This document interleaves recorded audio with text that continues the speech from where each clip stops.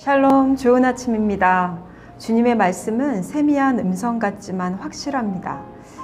많은 말들이 있지만 세심한 주님의 음성이 오늘 말씀을 통해서 더욱 선명해지기를 원합니다. 오늘 말씀은 이사야 13장 1절부터 22절인데요. 1절부터 12절까지 읽겠습니다. 아모스의 아들 이사야가 바벨론에 대하여 받은 경고라. 너희는 민등산 위에 기치를 세우고 소리를 높여 그들을 부르며 손을 흔들어 그들을 존귀한 자의 문에 들어가게 하라. 내가 거룩하게 구별한 자들에게 명령하고 나의 이음을 기뻐하는 용사들을 불러 나의 노여움을 전하게 하였느니라. 산에서 무리의 소리가 나미어 많은 백성의 소리 같으니 곧 열국 민족이 함께 모여 떠드는 소리라. 만군의 여호와께서 싸움을 위하여 군대를 거멸하심이로다. 무리가 먼 나라에서 하늘 끝에서 왔으며 곧 여호와와 그의 진노의 병기라 온 땅을 멸하려 함이로다. 너희는 애곡할지어다. 여호와의 날이 가까웠으니 전능자에게서 멸망이 임할 것이미로다. 그러므로 모든 손에 힘이 풀리고 각 사람의 마음이 녹을 것이라. 그들이 놀라며 괴로움과 슬픔에 사로잡혀 해산이 임박한 여자같이 고통하며 서로 보고 놀라며 얼굴이 불꽃 같으리로다. 보라, 여호와의 날 곧 잔혹의 분냄과 맹렬히 노하는 날이 이르러 땅을 황폐하게 하며 그 중에서 죄인들을 멸하리니 하늘의 별들과 별 무리가 그 빛을 내지 아니하며 해가 돋아도 어두우며 달이 그 빛을 비추지 아니할 것이로다. 아멘. 좋지 않은 소식을 들을 때면 우리는 그 일을 당한 사람들과 함께 안타까워하면서 동시에 우리는 경각심을 갖게 됩니다. 이처럼 메시지는 다른 사람을 향하고 있지만 결국 나에게도 향하는 말씀이 됩니다. 메시지의 이중성이죠. 근데 하나님의 말씀도 그렇습니다. 오늘부터 시작되는 13장부터 23장까지는 열국의 심판입니다. 그 첫 번째 심판의 대상은 바벨론인데요. 그런데 아이러니한 것은 이사야 선지자가 심판의 메시지를 전할 때 바벨론은 작은 도시에 불과했다는 것입니다. 왜 아직 강력한 힘이 있지 않은 바벨론에 대하여 심판을 하시는 것일까요? 이스라엘이 듣기를 원하시는 경고이기도 하기 때문입니다. 열방의 심판을 선언하시듯 바벨론의 모습을 따른다면 이스라엘이 아무리 선택받은 하나님 백성일지라도 같은 결론을 맺을 수밖에 없다라는 것입니다. 그래서 하나님의 메시지가 유일지라도 나의 메시지로 들을 수 있는 믿음이 우리에게 있기를 원합니다. 먼저 보면 하나님은 여호와의 날은 바벨론에게 임할 것이다 라고 말씀하십니다. 6절을 보면 너희는 애곡할지어다. 또 여호와의 날이 가까웠으니 전능자에게서 멸망이 임할 것이미로다 라고 하십니다. 여호와의 날은 전능자 곧 능치 못함이 없는 하나님에 의해서 이루어집니다. 여호와의 날이 바벨론에게 임한 이유는 무엇일까요? 11절에서 말씀하고 있는데요. 제가 11절을 읽어보겠습니다. 내가 세상의 악과 악인의 죄를 벌하며 교만한 자의 오만을 끊으며 강포한 자의 거만을 낮출 것이며.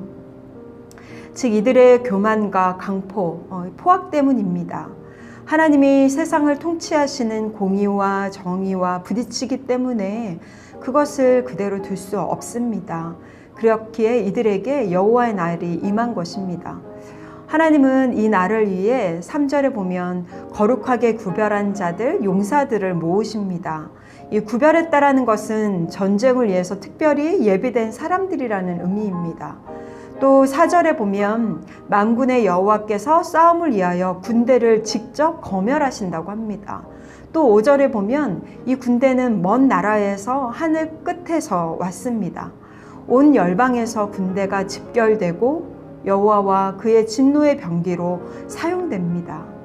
여호와의 날에 이런 일들이 일어날 것을 하나님이 확실하게 말씀하고 있는 것 같습니다. 심판을 받는 바벨론은 예상치 못한 고통이기 때문에 7절에 보면 모든 손이 힘이 풀리고 마음이 녹을 것이다 라고 합니다. 또 8절에는 해산이 임박한 여자가 겪는 고통과도 같다라고 표현합니다. 여러분, 해산이 임박한 여자를 생명을 낳는 기쁨과 연결짓지 않는 건 그만큼 고통이 크기 때문입니다.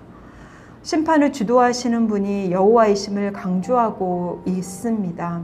온 세상에 대한 주권이 전능자에게 있음을 여실하게 드러내고 선포하고 있는 것이죠. 선지자가 바벨론에 대하여 하나님의 심판을 선포하지만 메시지를 듣는 사람은 이스라엘 사람들입니다. 열방을 심판하는 메시지를 들으면서 하나님은 이스라엘이 열방의 하나님이심과 함께 여호와 하나님이 이스라엘의 수호신 정도로 여기는 그런 강팍한 마음을 막고 이스라엘은 은혜로 선택하신 것을 감사하기를 원하시는 것 아닐까요? 교만과 포악은 하나님의 은혜를 잊게 합니다.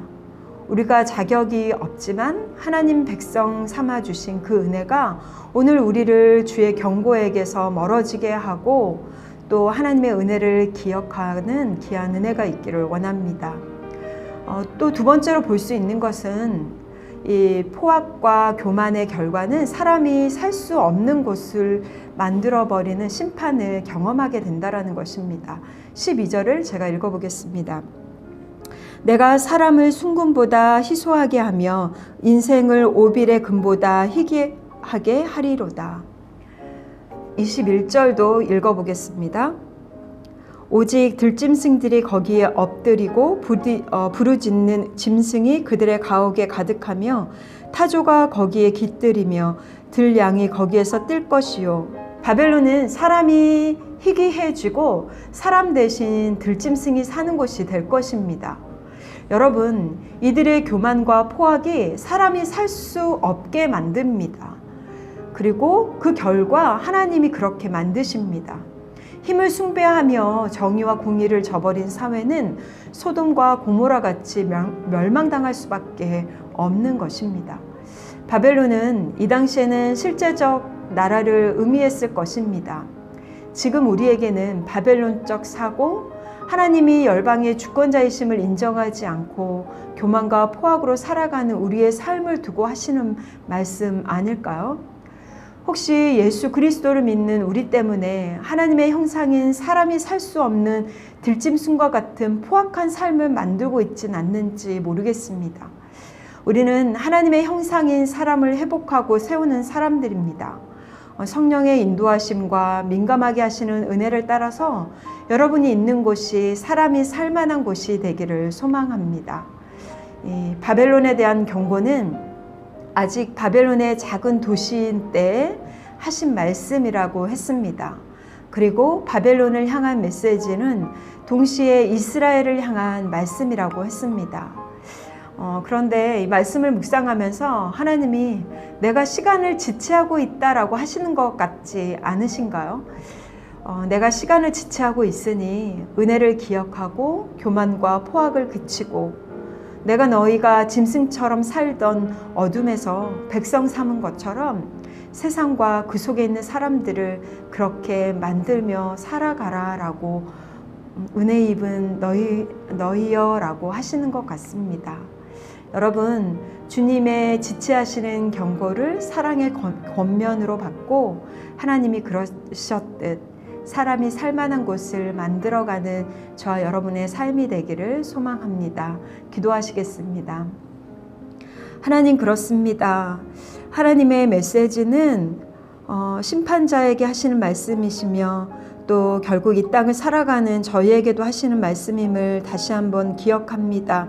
하나님의 은혜를 망각하고 포악과 교만으로 살아가지 않게 하시고 하나님의 뜻을 따라서 공의와 정의를 또 나타내며 사람을 회복하며 사람을 살리는 삶을 살아가게 하여 주시옵소서. 그래서 하나님의 형상으로 또 세상이 살만한 곳이 되는 아름다운 세상을 만들어가는 사람들이 되게 하여 주시옵소서.